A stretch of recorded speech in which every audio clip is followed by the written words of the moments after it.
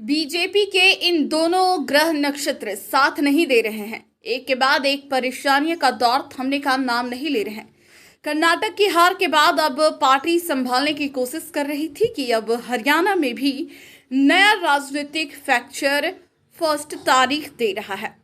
दरअसल हरियाणा में खट्टर सरकार में बीजेपी और उसकी सहयोगी पार्टी जेपी के बीच संबंधों में तल्खी है।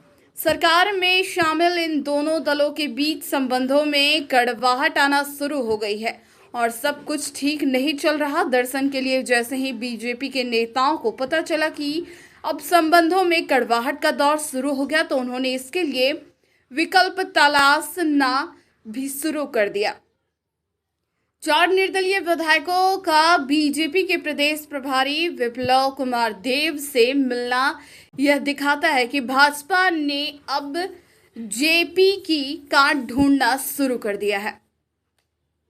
इन दोनों हरियाणा में जेपी और बीजेपी के बीच चल रहे सीट युद्ध से माहौल गर्म हुआ है। बीजेपी के राज्य प्रभारी विप्लव कुमार देव ने कहा कि 4 विधायकों ने नरेंद्र मोदी की नीतियों में विश्वास जताया है। जेपी के अध्यक्ष दुष्यंत चौटाला और विप्लव कुमार देव के संबंधों में कड़वाहट उसे शुरू हुई जब विप्लव कुमार देव ने चौटाला की सीट में चुनाव लड़ते हैं।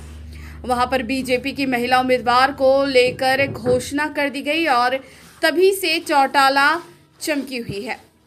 हालांकि इससे पहले भी दुष्यंत चौटाला कभी किसान आंदोलन तो कभी पहलवानों के मुद्दे को लेकर भाजपा की आलोचना करते आ रहे हैं और यही वजह है कि बीजेपी जेपी को लेकर हमेशा आशाएं महसूस करती रही है।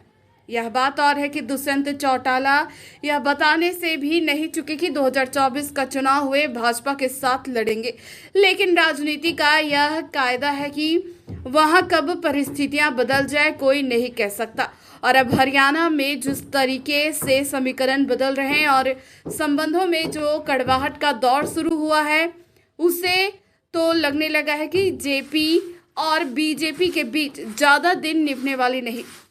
तो क्या आने वाले दिनों में यह दरार और बढ़ेगी, यह देखना दिलचस्प होगा।